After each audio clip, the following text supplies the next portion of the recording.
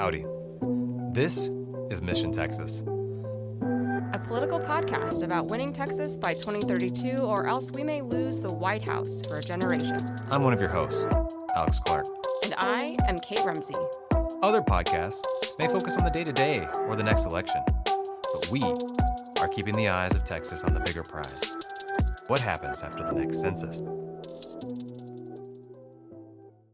Welcome back to Mission Texas. Today we are joined by the sole, as of today, November 14th, just so everyone knows when we're recording, the sole candidate for lieutenant governor in the Democratic primary, Vikki Goodwin, a double longhorn and a state representative who actually flipped a seat in 2018, as I understand it. Yes, I did.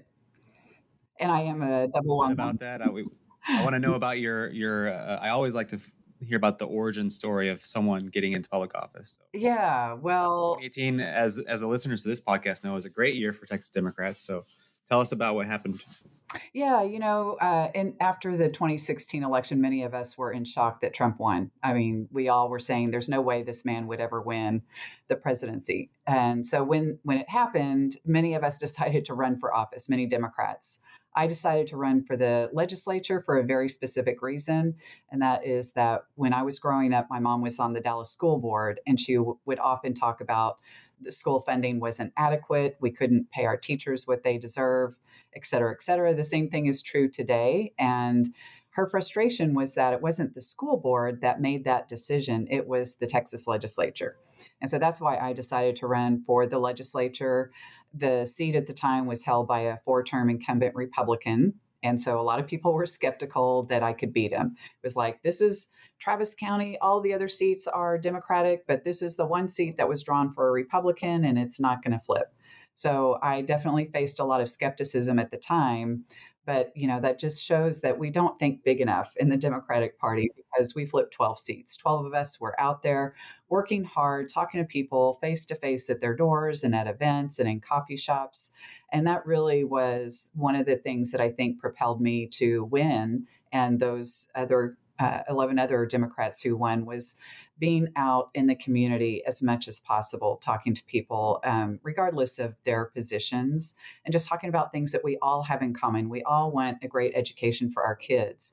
We all want to have access to healthcare, to water, to affordability, to good paying jobs. And so just talking to people about my background, which is as a residential real estate broker, a small business owner, I have been faced with the escalating health insurance costs for a small business owner. And so I could relate to people on that.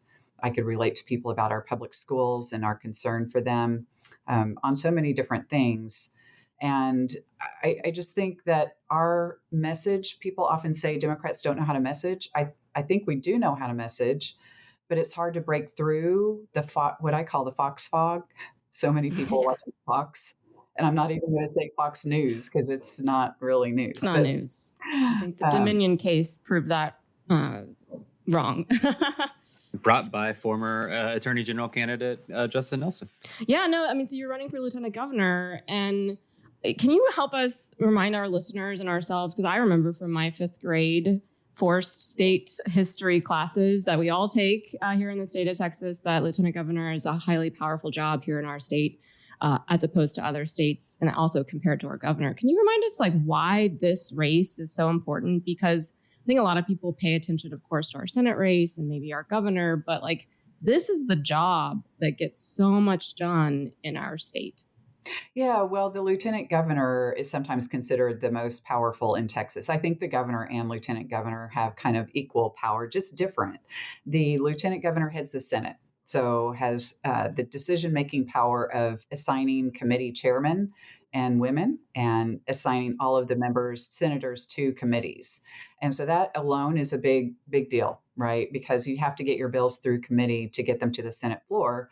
But also the lieutenant governor decides what bills come to the Senate floor. And because Lieutenant Governor Dan Patrick is so powerful, he uses his leverage over members. So the one bill that we have to pass every session is our budget. The lieutenant governor has an outsized say in what goes in the budget. And if he wants a certain member to vote a certain way on a bill, he might use something in the budget as leverage, saying, oh, you want this project, this park, this library, this museum, what have you, in your district. Well, then I guess you better vote my way on this bill.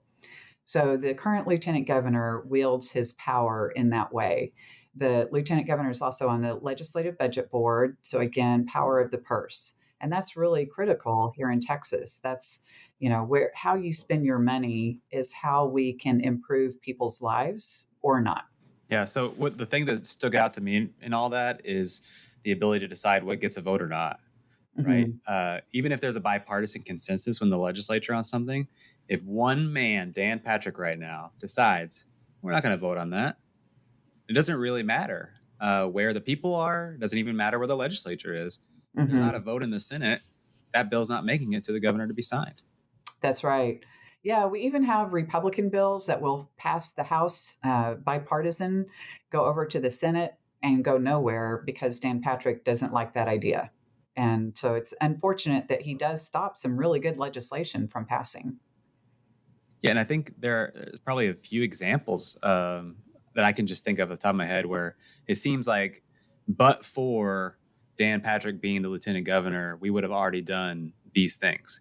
And the ones that jump out to me right now are some version of decriminalization of marijuana. Like our neighbors in Oklahoma, every time I go to Beavers Bend State Park with my family, I'm constantly seeing dispensaries everywhere. Like, how did Oklahoma, like a state that is objectively more conservative than Texas, beat us on that? That's one. And then the other one would be, I would say, legalized casino-style gambling. Yep. Yeah, Dan Patrick thinks he knows better than the rest of us. Dan Patrick thinks that he should have say over our morality, I guess you might say. And we saw hundreds and hundreds of people come to the Capitol when the bill was being heard about banning THC in Texas. There were veterans who came and said, these cannabis products give us an alternative to using opioids for PTSD, for pain management, for all sorts of things. And we saw business owners, we saw Republicans come and say they like the cannabis products that they've gotten used to for so many different things, for sleep issues, again, pain management. And, Dan Patrick thinks that he knows better than the rest. Now, I think everybody agrees there should be some regulation, kind of like we have around alcohol, 21 and up. Don't package it to market to kids. Don't sell it right across the street from a high school, things like that, which are sensible. Yeah, other states have figured this out, right? Right. Yeah. And the casino gambling too. I mean, I think why not put that up to a vote of Texas voters? Why not let Texas voters have a say on that? In my opinion, we are sending our tax dollars to other states when people go gambling in Louisiana, New Mexico, Nevada, Oklahoma. I grew up in Sherman, Texas, so I would go and play Texas Hold'em in Oklahoma. No, I think in my race, the issue of sports gambling came up, and obviously marijuana. And I think the argument is that we're exporting dollars that could be coming back to our state. And I think here the theme with Dan Patrick is that he's ruling over the Senate with an iron fist. And can you, maybe for the, listeners who aren't as familiar with Dan Patrick, can you give us a sense of his leadership style or lack thereof in the Senate? Yeah. I remember when someone said, Kate, just don't piss off Dan Patrick. And I thought, why does that matter to me? Yeah.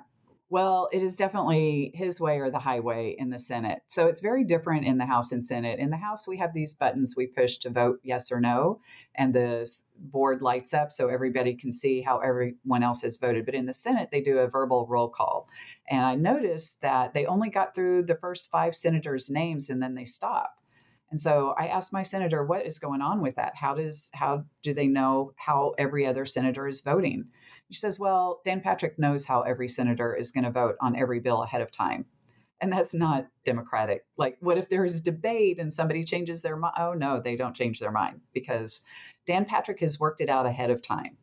And that to me is just not democratic. That's not deliberative. He's not letting people have debate. In fact, there was a motion that came on the Senate floor, And my senator again was debating it. And he said, Senator, excuse me, but this is not a debatable motion. Every motion is debatable, you know. But he does not like for the senators to speak up or speak against his ideas. And when they do, there is punishment. And that even reaches across to the House. So this session, going into it, there had already been talk about my consideration of running for lieutenant governor. And because Dan Patrick heard about that, he let it be known that none of my bills would get out of committee or go anywhere. And so even in the House, my bills did not get hearings this session. I knew that might be the case going into it because that's the way politics are played here in Texas, particularly with the lieutenant governor. But that gave me an opportunity to debate more than I would have normally. Again, sometimes leadership doesn't like for members to step out of line and cause too much trouble, I guess you might say. So, getting up at the microphone and speaking and slowing the process down means some bills aren't going to pass because we just are going to run out of time. But I felt like that was something that I could do to highlight some of these bills that they're bringing before us. It gets tiresome because there are so many harmful bills that get brought up. But I did my best to debate and point out some of the negative consequences of some of these bills as they were being heard on the floor. So to educate our listeners who maybe weren't paying attention the last, decade, this particular race has been kind of dominated by the same two people. In 2018, Mike Collier, along with Justin Nelson, who I referenced a second ago, and Beto O'Rourke, they all three came within 3 points of winning. But then in 2022, Mike Collier ran again, the same nominee as the Democratic Party nominee. I just really emphasizing this for foreshadowing purposes that Mike Collier was the Democratic nominee in 2018 and in 2022 against Dan Patrick. We learned yesterday that Mike Collier, I guess, is not a Democrat, despite, if you were to look on his Instagram page today, it's still the first word on his bio is Democrat. He's running as an independent, apparently, this cycle. What are your thoughts on all that? I'm still sorting through my thoughts. It's strange to me because the very first conversation I had when I was thinking about running for lieutenant governor was with Mike Collier to see if he planned to run again. And he was like, I'm exhausted. I've had 3 statewide runs because he ran for comptroller in 2012. 2014 rather, before running for lieutenant governor. So 3 statewide runs. It's a lot of work traveling around the state. And he didn't win. And so he said, no, I'm not going to run again. And we've had several conversations since then. And he continued to say he wasn't going to run. Although maybe a couple of months ago when we spoke, he said something like, I'm not going to run as a Democrat, or I'm not going to run on the Democratic ticket, or something along those lines. And I thought, that's a weird thing to say, but I didn't really think about it at the time. And so I think he understands he likely would not win. He would not win the Democratic primary against me because I have been working very hard these last several months to build the party, to be honest, because I kept hearing from him and Beto and other statewide candidates, we don't have the state party infrastructure that we need. And so I said, well, then we've got to tackle that problem. And I have been working with our county party chairs. I gave out $30,000 of my own campaign money to counties around the state to help them build their party. They often in the rural areas feel like they're left behind. They aren't given the resources that they need to do the outreach. There are Democrats probably in every single county in the state, but some counties, because they're in the minority, they're very quiet. They don't get together. They don't do a lot of activities. And so then you can't build if you're not coming out and showing up. It's hard to build a party. So that was part of what I worked on early this year before Kendall Scudder became the state party chair. And last cycle, I helped candidates who were running for the state house. I had so much hope that we would flip some seats. And so I wanted to share how I had flipped my seat with these candidates, letting them know what worked for me for fundraising, messaging, field work. So I have built a lot of relationships over the last couple of years. And I think Mike Collier saw there's no way he's going to win the Democratic primary against someone who's been doing all this work. And so he jumps in as an independent, which I don't know, is very strange to me. He still has to Mike get, Collier running scared. he's got to get something like 80,000 signatures after the primary, which, that'll be a big hurdle for him. So we'll see if he can even make it on the ballot. Well, it's so disturbing to me because if I were Dan Patrick or whoever ends up being the Republican nominee, assuming someone runs and beats him, if I was the Republican nominee for lieutenant governor, I would want to make sure he got as many signatures as he needed. Because why wouldn't I want to have the nominee for lieutenant governor for the last 2 cycles be on the same ballot as my Democratic opponent? Like that, to me, I don't think it takes a political science degree to see like this is going to split our vote. Are you concerned about that? Well, I guess, perhaps I should be. I feel very confident that I have the message that people are interested in saving their public schools, honestly, saving, because right now our state legislature, Governor Abbott and Dan Patrick, are just defunding and crushing our public schools. Now, I know Mike Collier says he wants to support our public schools too, but where has he been during all of the time that I have been on the floor debating and pushing back against these vouchers? And I think someone in public office has a much better opportunity to know how the system works and get in and be effective from day one. He's a nice guy, but where's he been? What's he been doing? Not nice enough. He's maybe misled you, but echoing what you said earlier, I had heard prior to everyone announcing when we were wondering who's our statewide and what's our slate. I'd heard your name many times because you had been putting in that work. Everyone had noticed that you're putting in that, and so I'm curious to hear more about that infrastructure building, but also the messaging that you think it takes to win and to flip Texas. And I follow all your social media. I've been trying to share it, and I know you're focusing, like reminding people how bad is Dan Patrick, and also what do we need here in the state of Texas. And I think we got to have a little bit of this and a little bit of that. So can you speak to like more of the messaging that you anticipate having to have? And I get that it's early, but what you think it really takes to flip a state like this? Yeah, well, I think it all starts with public education. And something that surprised me this cycle was yes, we pass vouchers and that's bad. And we don't want to siphon off money from our public schools to private schools. But what really surprised me was the attack on our higher education, even.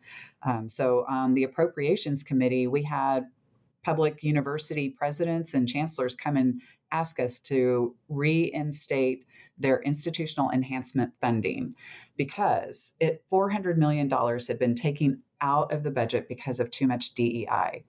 And this whole thing over DEI is just crazy. We are a diverse state. You just can't get past the fact that we are a diverse state. And we should do things that support that diversity because it is our strength in the end.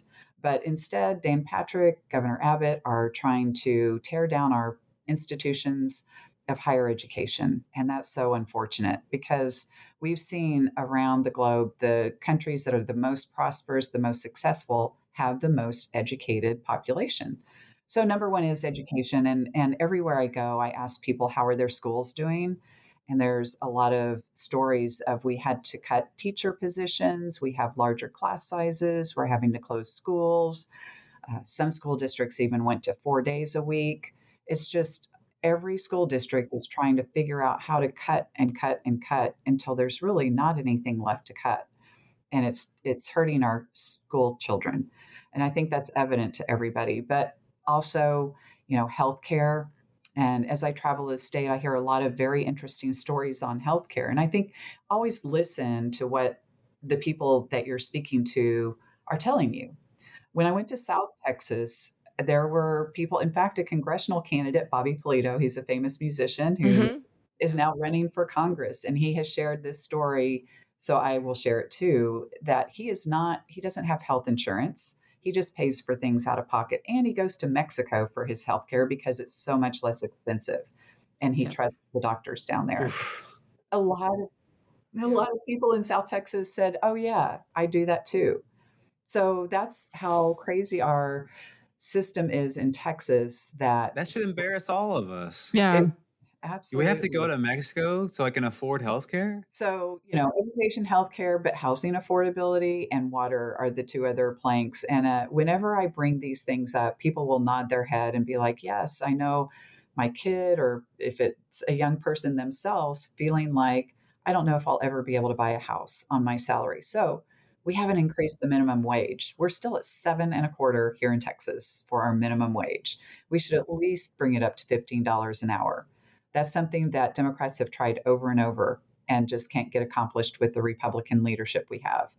Um, you know, Medicaid expansion, which would bring federal dollars to Texas to help people get preventive care so that they don't have to end up in the emergency room. Such a good economic decision.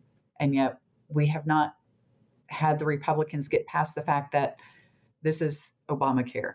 It's like Hmm. It's every not. has expanded.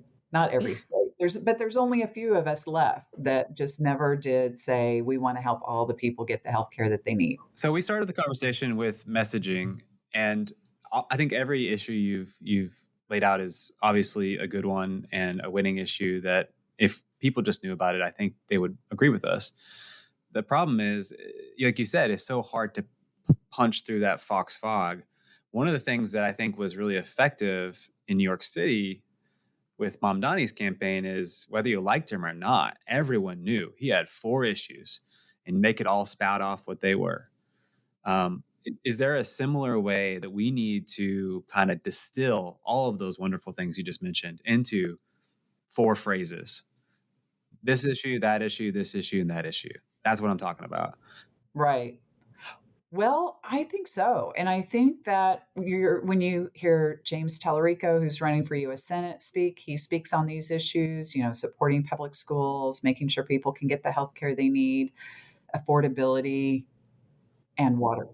So Gina Hinojosa, I'm not sure James talks about water as much as I do. I'd have to talk to him. But Gina Hinojosa also. I think the top two, education and healthcare, the three of us are all talking about because these are just really foundational issues that if you take care of education, if you take care of healthcare, then, And housing. other, Yeah. And housing. Yeah. yeah, Property taxes. Yeah. Like the idea of being able to buy even your first house, that starter home, is such a huge way for you to like get on that first rung of wealth building Right. in the American Yeah. dream. And it seems so out of reach. Like I bought it at a good time and I happen to have a good salary at my legal job. But for my friends, it is almost impossible for them to think about being able to afford their first home. Well, I reflect on the fact that Mamdani was really good. I think we've all coalesced around affordability across all the Democrats across the nation. And yet it's more particularized to our area, right? Like Mamdani's talking about bus costs. Like if we talked about buses in the state of Texas, like even though we need public transport, but that's not Yeah. really our thing. And yet Especially we're talking statewide. yeah, especially statewide, unless you're taking like the Vaughn, there's all sorts of like intercity buses, but we, maybe we're talking in terms of that affordability of the costs of healthcare. Everyone knows someone who has a GoFundMe, right, for some catastrophic illness, and that should not be the case in the greatest country in the greatest state in the country. And also in terms of property taxes and how those property taxes should be going to our local schools. And I can just tell you anecdotally, here in my city of Coppell in North Texas, I swear one morning I was going to my daycare, I went to a doctor, and I went to get coffee. And the night before, we had a school board meeting about school closures. And they defeated the vote to close a school here that was central, like literally called Town Center. And everybody, like to a place, was talking about this thing. And I worry a lot about the breaking through because we got the Epstein files, we've got the East Wing of the White House, and all these people are talking about these things. And yet I take comfort in the fact that I do know people are talking about these localized issues and how we maybe need to be talking about them more as Democrats as far as like what is affecting our communities. Here's a pitch for a bumper sticker. You didn't need a GoFundMe page or a trip to Mexico to afford to see a doctor. Yes. Yeah, we might have to get it a little smaller for the bumper sticker. Yeah, but general idea, absolutely. Yeah, in such a prosperous state, everyone should have the healthcare they need. You know, we've got to figure it out. Well, can I go back to 2018? Because I think we talk a lot about that in other episodes and with other candidates and electeds, because it is the year that we got so close. And so are you thinking about that? Like what went right during 2018? Because I think of it in terms of, yes, there was a blue wave as a result of what was going on in the White House with the Trump midterm, but also there was a lot of new organizing. There was a lot of new people getting up and saying, like, I want to get involved. I want to start donating. I think you talked to some of the biggest donors in the state, and they're like, yeah, I didn't do anything until Trump was elected, and now I'm here. So how do you reflect on that with this race? Yeah, I'm seeing very similar things. So when Trump got elected first in 2016, we saw a lot of the indivisible groups spring up, and they put together a notebook of how to run for office. And that's really important too. When we have more Democratic candidates running for state house, for state senate, for even down to lower level offices, county commissioners court, and things like that, the message gets out to more people because you have more candidates. So I think that's one of the great things that Indivisible did. In 2026, I'm seeing very similar things. Like it had gone a little bit dormant, particularly in Central Texas. I didn't see as much work with Indivisible groups until Trump got reelected. And then once again, we see the No Kings rallies. I've gone to those and talked to people there. A lot of times, I would say just a small percent of the people who attend those are people who also go to Democratic clubs. So there's a huge group who they are pushing back against Trump and the fascism of Trump's administration, but they don't necessarily come to club meetings. So for me, it's great that Indivisible is there bringing them together for these rallies, these protests, where candidates like myself can go and shake their hand and tell them who we are and hopefully get them more engaged and then get them to tell their friends. I believe that the way we're successful is through relationship building. And that's one of the things, one of the organizations, Texas Blue Action Democrats, works on.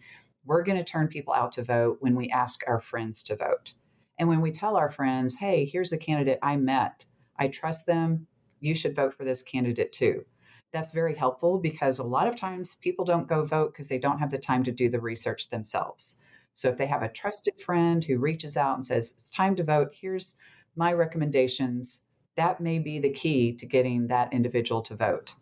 Yeah, and in 2018, obviously, Beto was able to be kind of omnipresent, and so many people could actually be that trusted person. Said, I saw him speak. He came to my county, right? He got to have that special moment at the convention where he said, "Where are you from?" It's like I've been there, and I'm going to circle back to something that you said earlier. Is like, where has Mike Collier been? Sorry, I don't want to let this go. Beto is We're gonna go someone there. you don't have to ask the question, where has he been? He's been right there the whole time. Every time he's lost, he's picked himself back up. He'll grow a sad beard. He'll shave the beard and he'll put his work boots back on and he gets back up off the mat. And I haven't seen that from Mike Collier. And there are a number of candidates who, I can understand being sad after a race doesn't go your way. But I see a difference between candidates who get back in the fight and those who kind of withdraw. I guess. Yeah. Right. Yeah, I mean, it is very disappointing, but what Beto has done with Powered by the People is just incredible. He is so beloved to this day, and I appreciate him so much because when we did our quorum break, he was there to help out, and he then got Paxton filing a lawsuit against him. I had Paxton file a lawsuit against me too, so I know how that feels. But I think he had to spend a lot of money in that case. So yeah, he is very dedicated, and I appreciate the work he continues to do. And he talks about how it's relationship building too. Yes, you have to get people registered to vote, but we need to follow up with that person after they register and say, remind them to vote at election time. Speaking of Ken Paxton, Oh no. Dan Patrick presided over the trial of Ken Paxton in the Senate. right? Because as the lieutenant governor, he has this role where he's in charge of the Senate. He sets the votes, all that. But he also presided over this very special, hadn't seen this thing in decades, this trial after a bipartisan vote of the House of Representatives. He's very set in his ways, and what he says goes. But I seem to remember it was a $3 million check that the Paxton campaign made over to him, or friends of Ken Paxton. I forget the exact details on this, but can you tell the listeners what happened there? Yeah, well, $3 million flowed from Ken Paxton to Dan Patrick just before the vote when Dan Patrick was the head judge in the impeachment trial in the Senate. And there were a lot of phone calls made, even on the House floor when we were hearing the impeachment case against Paxton. There were a lot of phone calls telling members which way to vote, not to me or probably not to most of the Democrats, but to the Republicans, trying to get them to vote against impeachment. But there were some of them, some who surprised me, to be honest. One of my desk mates was at that time Ellen Troxclair, a Republican, who I totally thought she would vote against impeachment, but she voted for it. And I asked her why, and she said, because it's the right thing. He is guilty. And it was clear. The evidence was laid out before us. Well, it goes to the Senate, and this money gets involved, $3 million, and he gets acquitted. And I just, you can't help but think those $3 million had a big impact on the acquittal. Oh no, I mean, what I don't think people realize in Texas, I didn't realize it until I was a candidate, which is that there are no real campaign limits. I mean, you have a limit here in the city of Dallas, to our city council members, it's like $1,000. You got limits for the federal campaigns, and there really are no limits in the state of Texas. So you could have someone write you $1 million check, and then you don't have to put in that work. But I'm curious, like, how are you? I mean, we could wax on all day long about that trial and how bad Ken Paxton is, and Dan Patrick for that matter. But we have to win, and we have to flip. And from what I'm hearing is, speaking of fundraising, like, we don't really have a money problem. I think I've heard in Texas, like we are able to fundraise. We have people that are able to give money. So I'm wondering, how are you approaching fundraising here in the state of Texas? It's a process because as a candidate, you have to convince people that you are in a race that's winnable before they're really ready to give money in a significant way. So, oftentimes for a candidate like myself, it's small dollars to begin with until you get just enough numbers. And you can say to the larger dollar donors, hey, I've got 1,000 donors, I've got 3,000 donors, I've got 5,000, until you reach that level where they're like, oh, okay, maybe this is a winnable race. The first time I ran, there was a lot of skepticism, and so many times, particularly women would say, are you supported by Annie's List? Are you endorsed by Annie's List? It was like the rite of passage. If you are endorsed by Annie's List, then they will send you dollars. And so I'm kind of going through the same process again of who's backing you, who's supporting you, how many people are donating, what's the excitement factor around Vikki Goodwin, and still chipping away. It's so frustrating, right? Like, I've heard, and it's my own frustration, that feels like people measure a candidate by their ability to fundraise and not by their ability to be a good person in that spot or even effective in their job. But I get it. Like, I know fundraising is such a big aspect, but it shouldn't be the only aspect. And sometimes it is like that chicken and the egg issue, which is something has to go first, and you got to convince people to donate to you. But like, you're the only one on the ticket, so we gotta and we're excited about you. That's why we have you on. I mean, so I'm gonna donate. I've been sharing all of your social media, and I'm excited for you. So I guess my observation then is just to, before we lose the thread on the Paxton trial, is that I think there is a conventional wisdom that Paxton is a uniquely terrible candidate this cycle. And I think that's why Colin Allred at the beginning, and now that James Talarico has entered the race, James Talarico set the fundraising record for a single quarter with like 3 weeks, right? He raised like $6 million. My argument to Texas Democratic donors is, look, if you think Ken Paxton is beatable, you should have the same belief about Dan Patrick, because the only reason why Ken Paxton wasn't impeached is because Dan Patrick protected him. And so any Paxton stank should therefore also apply to Dan Patrick. That's my pitch. Yeah. Yeah, and his approval rating is at an all-time low of 30%. I mean, that's 30%. And I talked to some people and they're like, "Well, I can't believe it's even that high." So he's really made a lot of people angry. And even 30%? 30%. Yeah. So More like, than Donald Trump right now, and there aren't emails from Jeffrey Epstein about Dan Patrick.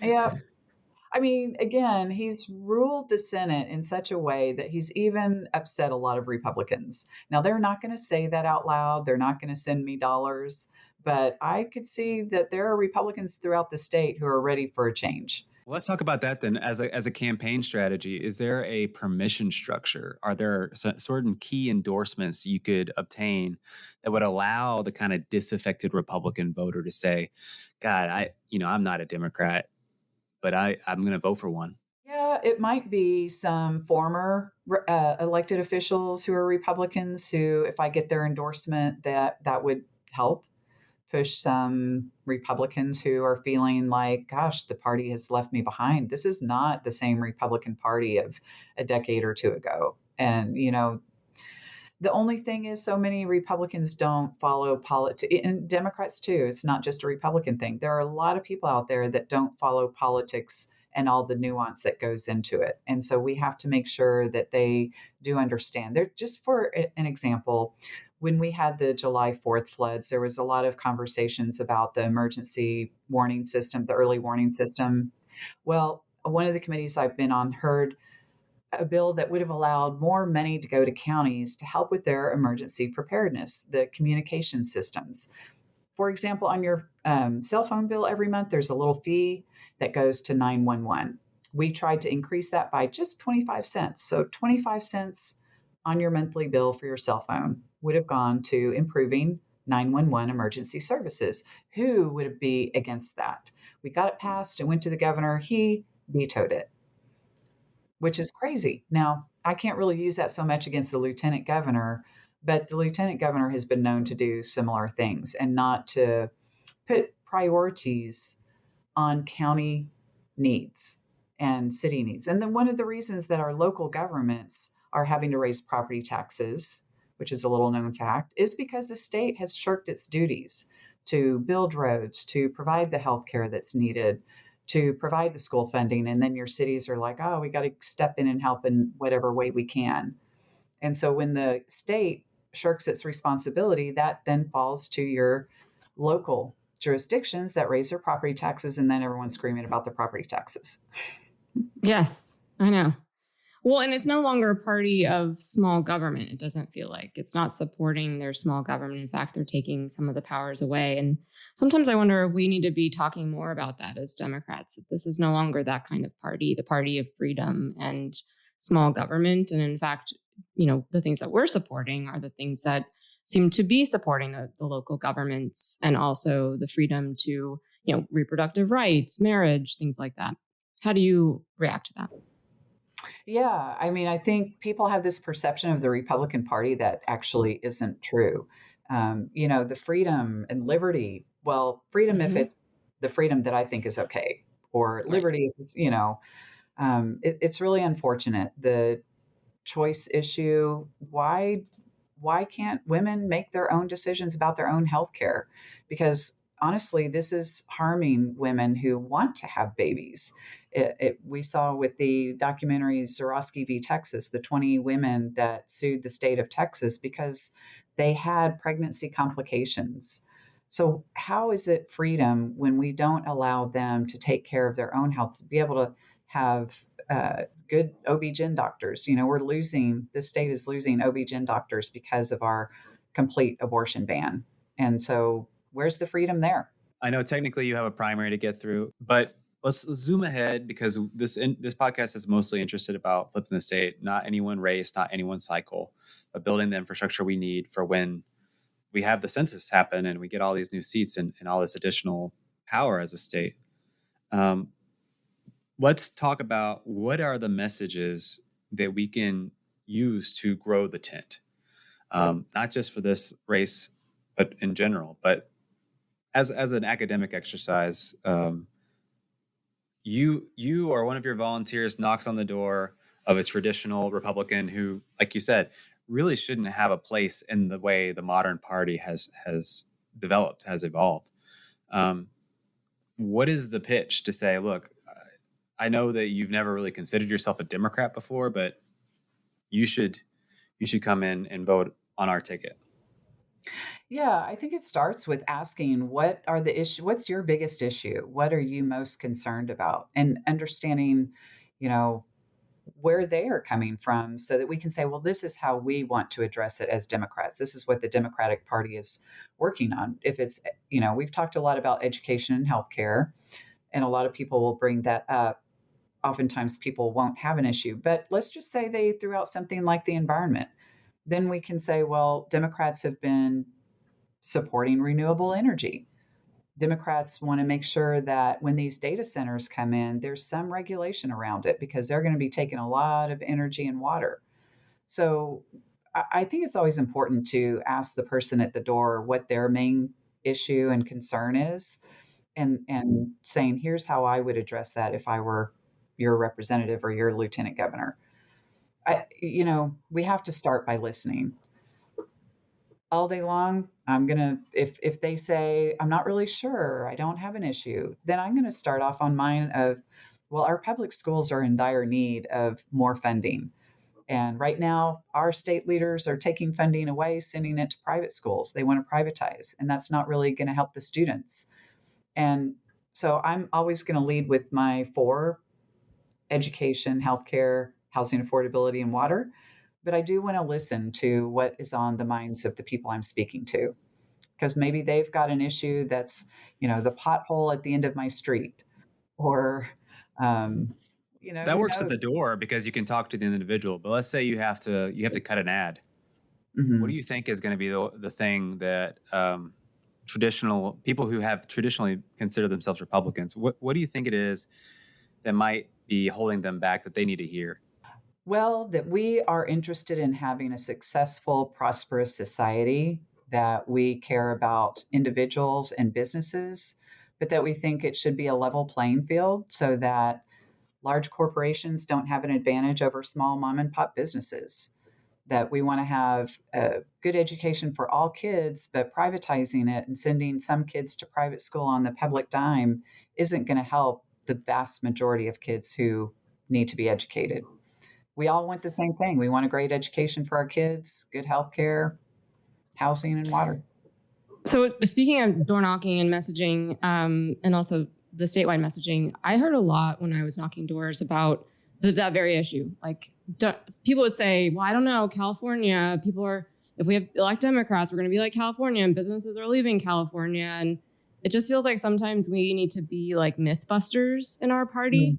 Yeah. And yes, I think of the Ghostbusters theme song when I say that. I think maybe that's our new jingle. Like we need to do that. Like we have to bust the myth that Democrats are bad for business, especially here in the state of Texas. So Mhm. how do we thread that needle? Because I think it's just ingrained in people's minds that we are bad for business when we're not. We're actually better for them. And we see what's going on in California. And it's not necessarily the case that businesses are coming here because they don't like the environment there. It might be because they enjoy our income tax or lack thereof in the state of Texas. So how do we break through with that? How do we do the myth busting as with Ghostbusters? We're just out there hosing them down. Yeah, well, I mean, I think what was very helpful the first time I ran was saying that I'm a small business owner. So I understand having to meet a budget. I understand having payroll and employees and being smart with money. As a business owner, you're constantly thinking about spending money wisely. And I think the vast majority of people, when they pay their taxes, they won't mind paying them as much if they feel like it's being spent well. And Right. Democrats are always focused on how can we do the most good for the most people, and that includes using our resources smartly. Right now, I feel like the governor has had the ability through executive orders and emergency declarations. He's had the ability to do contracts without bids, so no bid contracts. And who knows if we could have gotten things done for less money but the governor was able to bypass the bid process. And so Democrats are definitely just as concerned about spending our money wisely because we know we have limited resources and we want to do the most good with it. So I had a question to go back to what you mentioned earlier about infrastructure and like the needs that you heard from other statewide candidates and like giving resources to local counties, or like if you were to give like a top list of things that we need infrastructure wise, like what is that? Like how do we flip this state? And I'm always interested in process. Alex knows that. So I'm interested in that because I can imagine for me when I was running and for you in your state house race, I was knocking on all the doors. Like I was out there, I had a team of people, we're knocking. But as a statewide candidate, you got to coordinate, right? Like you got to you can't be the one out there knocking on 31 million doors. And my sub question to that is, is there some sort of group thread amongst the statewide candidates? Because a lot of them are your colleagues, right? Like Gina Osa, James Talarico, John Rosenthal, like they're all state reps. And I think that's so cool. Like y'all are all running on this statewide. So, what is that infrastructure process and what are you, I imagine, doing amongst the candidates? Yeah, well, I am very excited that we have Kendall Scudder heading up the state party now because I think he is committed, just like I am and others are, to bring all the candidates together after the primary. Uh, right now, we're all kind of working separately because James Talarico, for example, has Colin Allred that he's in a primary with. Gina has others in her primary. So their focus is very much on their campaign as it should be right now. But the day after the primary is over and we know who the Democratic nominees are, we all need to get together and say, here's how we're going to work together and with down ballot candidates. When in 2018, Beto would Yes. come out to our area and hold an event, I would go because that was such a great opportunity for me to meet people too. And we need to come together as candidates and really share resources, share knowledge, share data so that we can all be more successful. When we're all in our own silos, it's not very helpful.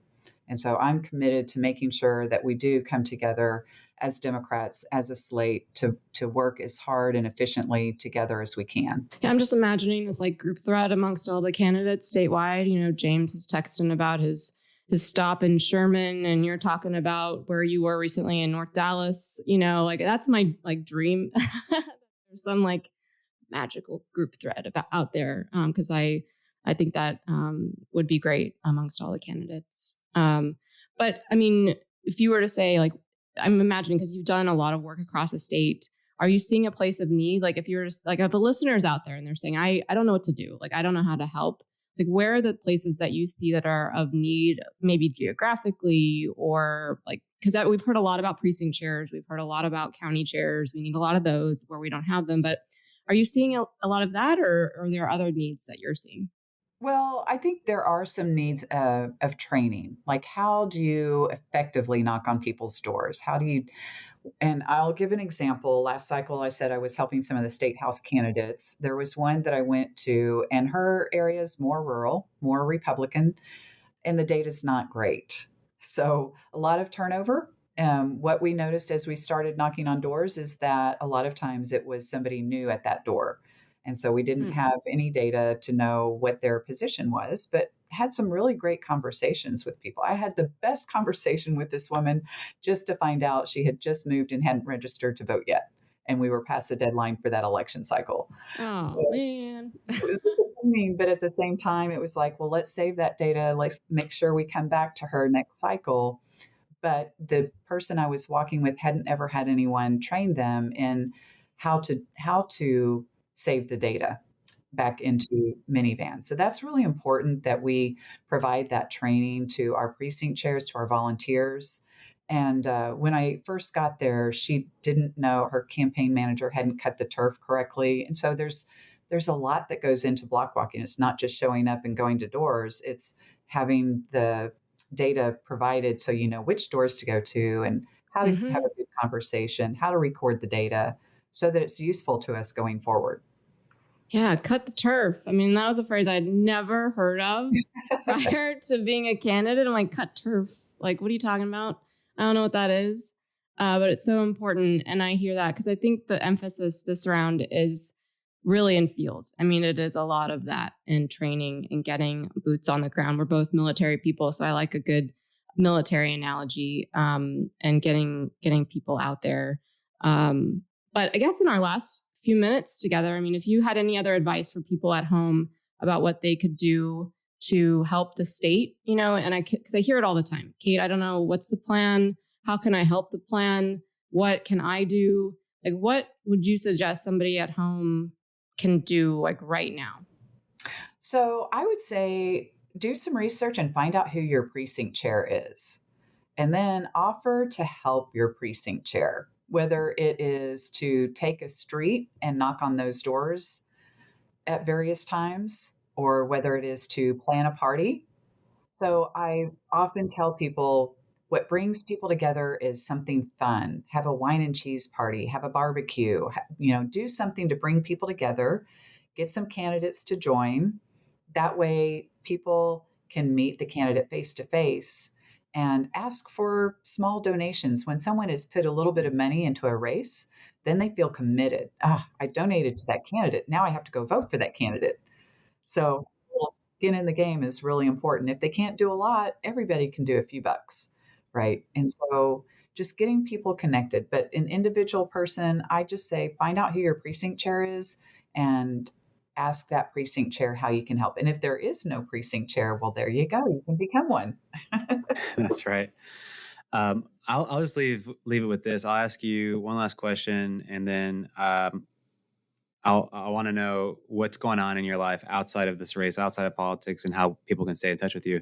But my last question is, how do we ensure to the greatest degree possible that all of the financial resources and all the time we spend on this cycle is it's building the party and not just being spent, and that we're not lighting money on fire? Like, there's a common conception is that some of these consultants, they get paid by how many ads get cut, and of course ads are important. I'm not saying they're not, but an ad, once it's played on the TV, is gone, and it doesn't build the data file, it doesn't build the party, right? It just affects that one race. So what are some things we can be doing, what your race can be doing with the other statewide candidates, the congressional candidates and below, and all that? What can we all be doing so that we are building towards, again, this kind of cataclysmic event that's going to happen in 2030 whenever we get these new seats?